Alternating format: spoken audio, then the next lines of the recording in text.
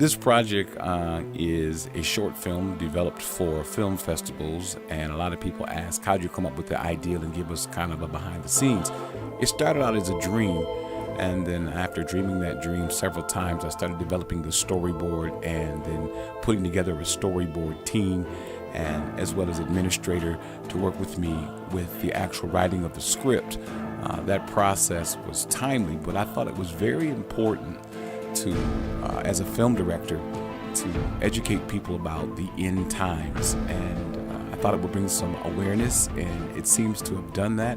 So we're going to meet some of the cast and see how we did some of the things, and we hope you enjoy it.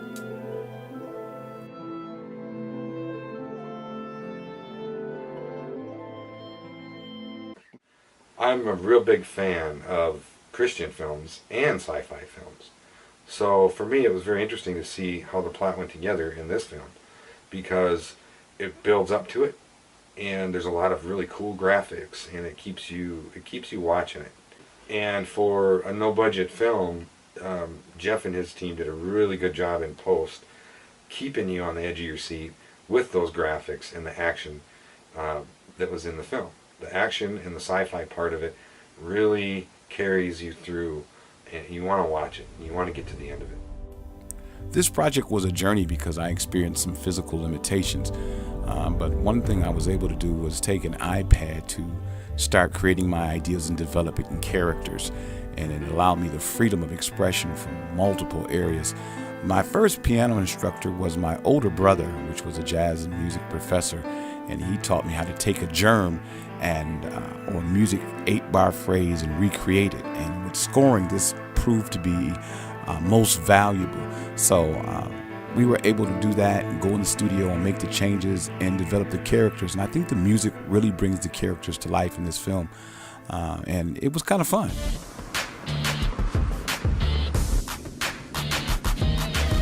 The music track here I created for the character Camille, who's a hacker, but kind of introduces her. And it's a pretty cool piece.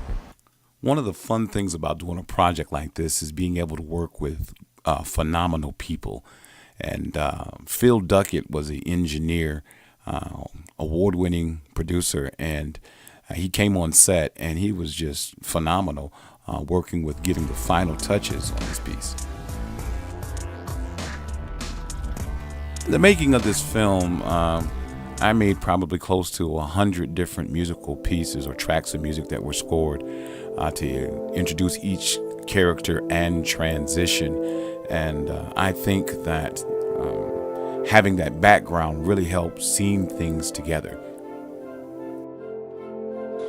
Well, you know, I've always been that person that's afraid to read Revelation.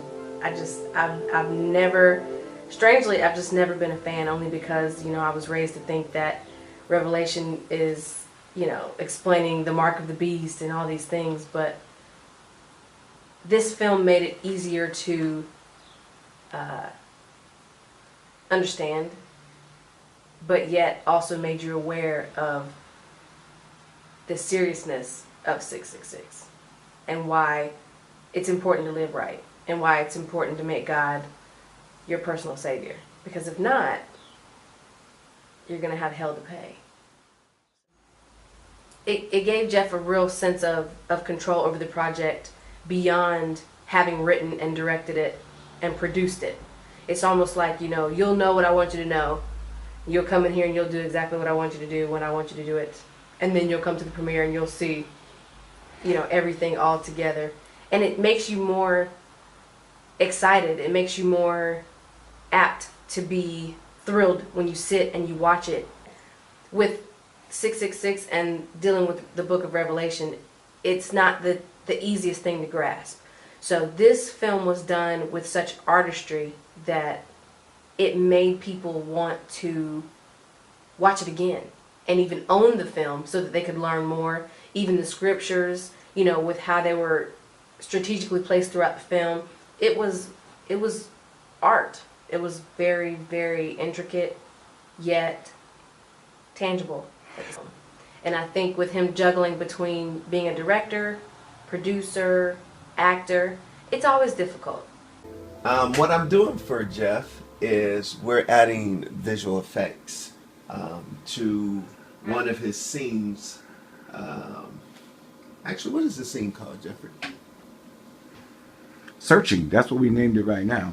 It's called Searching. So what we're making is a virtual wall, and there are quite a number of layers involved, and it's a pretty tedious process of animating all of the shapes and movements and making it look live and making it look like his hands are actually interacting with it. But it's a great process and a creative piece to work on, simply because we're really creating something out of nothing. He's actually just making gestures, and we're attempting to make it look like a world that doesn't exist. We're actually trying to synchronize the movements of his hands and making the movements of his hands make sense. And when he touches something, what should it do?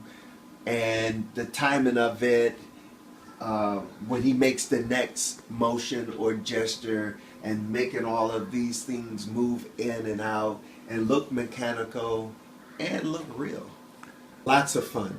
That's why this is a labor of love, because the person I'm working with is a very unique and very creative person.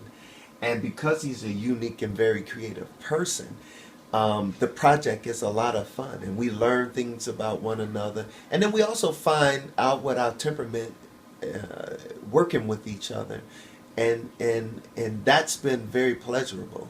So even when we have moments of artistic disagreements, even that argument is a lot of fun, because we're discovering things about one another and pushing it to the limit. So even when it's serious, it's still a lot of fun, and it really has been fun. I think at that point we're bringing that industry quality to Christendom, because it's always seems to be lacking the resources and finances. So that's why things tend to look the way that they look, because those types of resources are not available to us. So I'm hoping, because we can apply that, hopefully, in you all, when you look at it and agree, that quality of that standard of quality to it, that it legitimizes it, and then it will put it in more of a mainstream market, because we know about Christ, we know about salvation, but for this to impact someone else and be life-changing, well, I mean, look at Christian music. That's why a lot of it replicates secular music, because they're trying to appeal to the masses. So they're trying to get you with that beat, but hope that the message convicts you. Wow, working on the set was man, we had so many different props, if you must, so many different setups and so many different situations, to where it allowed you to see very different angles from the film, very different movements and direction and stuff like that, and taking direction from producer Jeff Akers really gave a whole lot of insight as to me and how to be able to articulate my character even the more. The setup was just tremendous, but to see what was added from what we had to work with, well, I won't say that it was much of it was a difficult task for me, because first thing and foremost, I love being in front of the camera, love being in front of an audience, if you must. But in this way, that was a very first time in this way to deliver and to be able to go and act on a big screen, versus being on the big screen and interviewing people, talking to people in such a way. Had to do some in-depth research, and some parts of it was very challenging. Well, for me, being a Christian and having been saved a better portion of my life, and being in church, and to see the world at hand as it is in this day and time, I wouldn't even say that it was pushing the envelope. I would say that it's exactly what we need for this day and this age and this generation that we're in. I believe it's bringing or has the ability to bring awareness to maybe some of the demographics that we haven't been accustomed to. One of my greatest challenges with this film was not only coming up with the designs and graphics and the look of how it would be, but it was also in the character development. So early on, we would try different things, and we had a whole complete different team that will allow us to work the characters, and we do that in Ohio and then come back and shoot in South Carolina. So you can check this out now. 3, 2, 1, action. I don't really care. Do I got your attention now? Working on this project gave me a newfound respect for both actors and directors.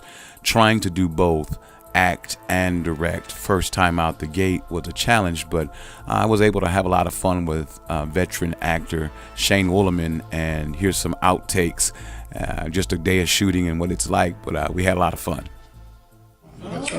Cut. That Bible prophecy is true. Their plan is not only to implement.